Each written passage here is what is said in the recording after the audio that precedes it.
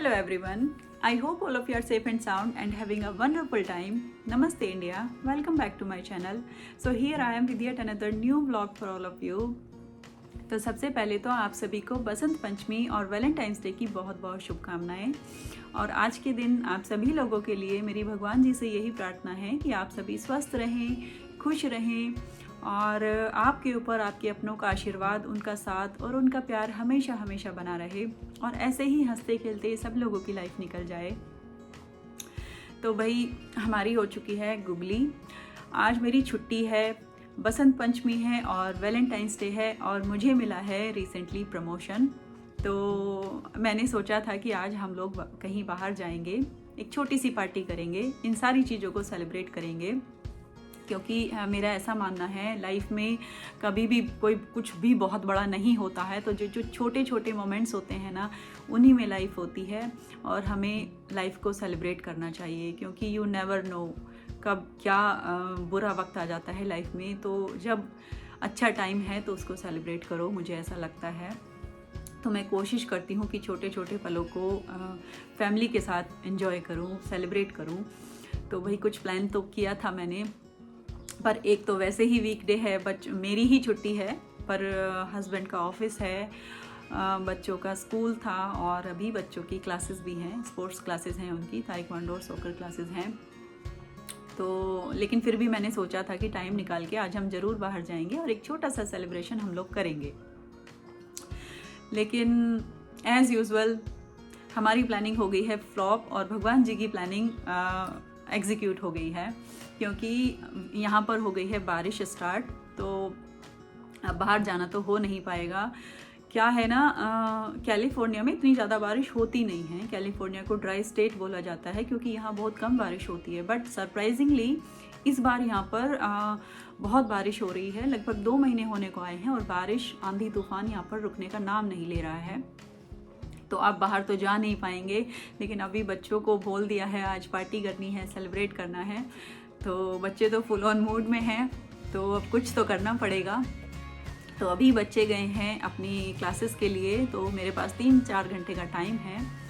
Husband लेकर गए हैं उनको, तो जब तक वो लोग घर वापस आएंगे तो मैं पिज़्ज़ा बना के रखूँगी और चॉकलेट ब्राउनी बना के रखूँगी और हम घर में ही सेलिब्रेट करेंगे। कोई बात नहीं, बाहर नहीं जा सकते तो घर में ही सेलिब्रेट करेंगे। तो कुछ ऐसे हम लोग एक अच्छा टाइम आज स्पेंड करने वाले हैं। आप लोगों ने कैसे सेलिब्रेट किया है मुझे ज़रूर बताना कमेंट करके, ताकि मुझे भी और अच्छे अच्छे आइडियाज़ मिलें कि अगर बाहर नहीं जा सकते हैं, बाहर जाने का मूड है और सडनली इस तरह प्लानिंग फ्लॉप हो जाती है, तो किस तरह करना चाहिए। तो प्लीज़ बताना मुझे कमेंट करके। अच्छा, अभी ना मेरे पास टाइम है थोड़ा, अभी मैं फुर्सत में बैठी हूँ आज, क्योंकि वो लोग तो आएंगे 3-4 घंटे में, तो भी सफिशिएंट टाइम है मेरे पास आज। तो मैंने सोचा आप लोगों के साथ थोड़ी सी गपशप की जाए। तो चलिए मैं आज आपको ना अपनी थोड़ी सी स्टोरी बताती हूँ।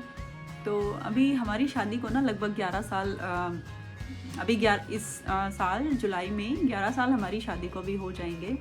तो अब से 11 साल पहले जब मेरे हस्बैंड ने मुझे शादी के लिए प्रपोज़ किया था, तो उन्होंने किस तरह प्रपोज़ किया मुझे और मैंने कैसे रिस्पॉन्ड किया था, अपना रिस्पॉन्स कैसे दिया था उनको, ये मैं आप लोगों के साथ शेयर करूँगी। एक्चुअली मैं एक मिडिल क्लास फैमिली से आती हूँ, मैं इंडिया से हूँ और मैं एक मिडिल क्लास फैमिली से आती हूँ जहाँ पर मैं पढ़ी लिखी हूँ और उस टाइम पर जॉब भी करती थी।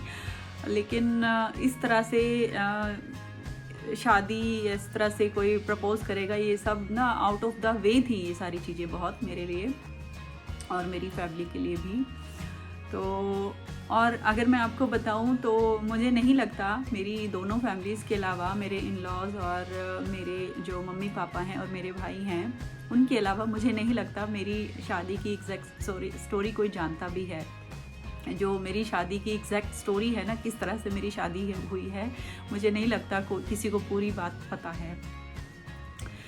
तो अगर कोई आप लोग इंटरेस्टेड होंगे तो मैं बिल्कुल शेयर करूँगी अपनी स्टोरी, किस तरह शादी हुई मेरी, अरेंज मैरिज है या लव मैरिज है या किस तरह मेरी शादी हुई है, मैं बताऊँगी आप लोगों को, बिल्कुल शेयर करूँगी हैप्पीली। तो कमेंट करके बताना आप मुझे अगर आप इंटरेस्टेड हो तो जब उन्होंने मुझे प्रपोज़ किया तो मैं बेंगलोर गई थी, तो मैं एयरपोर्ट पर थी, तो I was not even expecting कि वो आएंगे मुझसे मिलने एयरपोर्ट पर और इस तरह प्रपोज़ करेंगे। मैंने बिल्कुल सोचा ही नहीं था, दूर दूर तक भी मैंने सोचा ही नहीं था गलती से भी कि ऐसा कुछ होने वाला है। पर जैसे ही मैं एयरपोर्ट से बाहर निकली तो वो आए और मेरे नाम का बोर्ड लेके वो खड़े हुए थे वहाँ पर, और बिल्कुल फिल्मी अंदाज में, बिल्कुल शाहरुख खान वाले अंदाज में उन्होंने घुटनों पर झुककर मुझे प्रपोज़ किया। तो मैं एकदम से स्टन्ड थी उस टाइम पे, बिल्कुल सरप्राइज्ड कि जब मैं एक्सपेक्ट ही नहीं कर रही थी कि बंदा आएगा और इस तरह प्रपोज़ और ये सब। तो मैं पब्लिक को देख रही थी और वो बड़ी लंबी चौड़ी स्क्रिप्ट तैयार करके लाए थे और उन्होंने और बेचारे प्रपोज़ करते करते, क्योंकि लंबी सी स्क्रिप्ट थी, बहुत देर तक बोला उन्होंने अच्छे से इंग्लिश में और बोलते बोलते भूल गए। तो फिर मैंने बोला कि अब, तो बोले अब जवाब दो। तो मैंने बोला सोच कर बताऊंगी। मैं बहुत शाई नेचर होती थी उस टाइम पे, अभी भी बहुत ज़्यादा वेस्टर्नाइज मैं नहीं हूँ, बिल्कुल जैसे एक मिडिल क्लास नॉर्मल सी लड़की होती है, अभी भी वैसे ही हूँ। भले ही मैं इतने सालों से अमेरिका में रहती हूँ, लेकिन मैं अभी भी वैसे ही हूँ। तो मैंने बोला ठीक है, सोच के बताऊंगी, अभी उठ जाओ प्लीज़, सोच के बताऊंगी, सब लोग देख रहे हैं। तो फिर कई दिन हो गए थे, मैं बेंगलोर से दिल्ली भी वापस चली गई थी और फिर कई दिन तक वो पूछते रहे मुझे, फ़ोन पर मैसेज करते रहे कई दिन तक। तो अभी कॉल भी नहीं कर रहे थे, पता है, मैसेज करके ही पूछ रहे थे, क्योंकि उनको ये था कि यार मना ना कर दे लड़की कहीं, अब फ़ोन पे ऐसे पूछूंगा तो बेइज्जती हो जाएगी, शायद ऐसा कुछ सोच रहे होंगे। तो टेक्स्ट करके पूछ रहे थे बार बार, क्या जवाब है तुम्हारा, क्या जवाब है तुम्हारा। तो मैंने क्या किया, मुझे एक गाना बहुत पसंद होता था उस टाइम पे, बड़ा पुराना सा गाना है, अभी भी बहुत पसंद है मुझे ये गाना, तो और अपने टाइम का फेवरेट गाना है। तो मैंने वो रिकॉर्ड करके भेजा था उनको अपने जवाब में। तो ऐसे ही मेरे माइंड में आया कि अभी क्या बोलूँ यार, हाँ कैसे बोलूँ। तो मैंने एक गाना जो मुझे बहुत पसंद था वो मैंने रिकॉर्ड करके भेजा था। चलिए मैं सुनाती हूँ आपको थोड़ा सा। और मैं बहुत बुरी हूँ गाने में, सिंगिंग और डांसिंग ये सब मेरे बस की बातें नहीं हैं, पर चलो मैं थोड़ा सा गा के सुना देती हूँ आपको। तो कुछ ऐसा सा गाना है, आपने सबने सुना होगा क्योंकि काफ़ी पॉपुलर गाना है ये। आपकी नजरों ने समझा प्यार के काबिल मुझे, आपकी नजरों ने समझा प्यार के काबिल मुझे, दिल की ये धड़कन ठहर जा, मिल गई मंजिल मुझे, आपकी नजरों ने समझा प्यार के काबिल मुझे, जी हमें मंजूर है आपका ये फैसला, जी हमें मंजूर है आपका ये फैसला, दिल की ये धड़कन ठहर जा,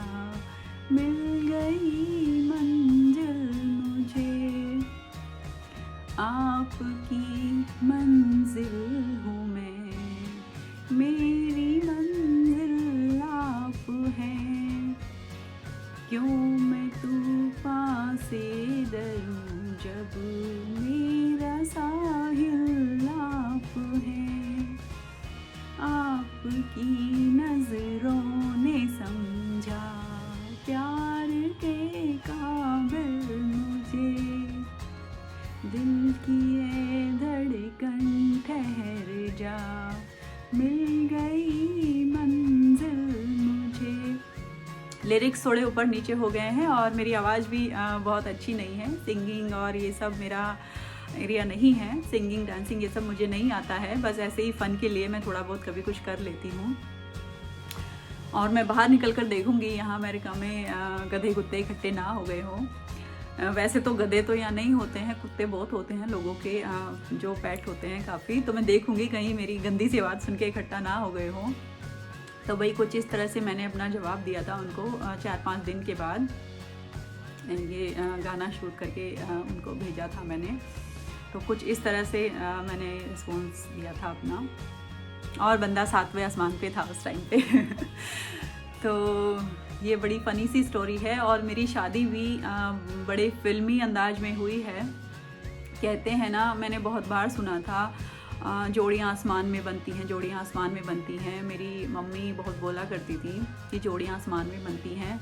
तो बड़ी फिल्मी स्टोरी है मेरी शादी की, कहाँ शादी हो रही थी और कहाँ शादी हो गई, और किस तरह से सडनली सब कुछ होता चला गया। मैं तो अभी तक मैं सोचती हूँ ना, कभी जब बैठ के कभी मन में आता है तो मैं बड़ा सोचती हूँ कि कितनी सही बात है ये कि जोड़ियाँ आसमान में बनती हैं। भगवान ने मेरे लिए कुछ लिखा था और क्या चल रहा था और फिर क्या हुआ।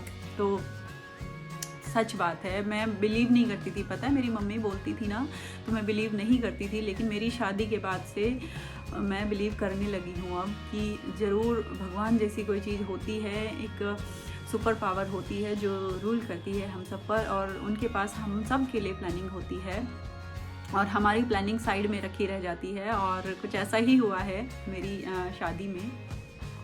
तो अगर आप लोग इंटरेस्टेड होंगे तो मुझे बताना कमेंट में, मैं बिल्कुल शेयर करूँगी कि किस तरह से मेरी शादी हुई है।